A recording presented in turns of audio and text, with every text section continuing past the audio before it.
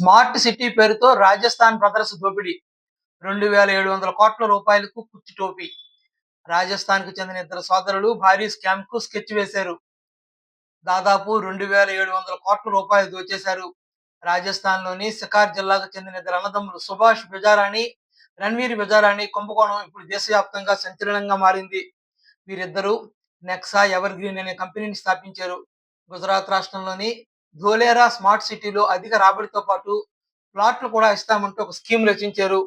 తమ స్కీమ్‌లో పెట్టుబడి పెడితే భారీగా లాభాలొస్తాయని నమ్మించారు.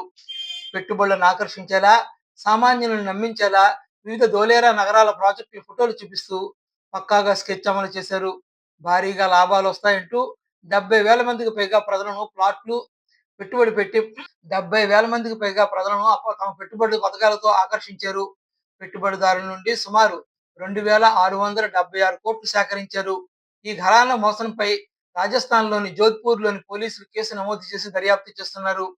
నెక్సా ఎవర్ గ్రీన్ మోసానికి సంబంధించిన మనీ లాండరింగ్ దర్యాప్తుకు ఈడీ రంగంలోకి దిగింది.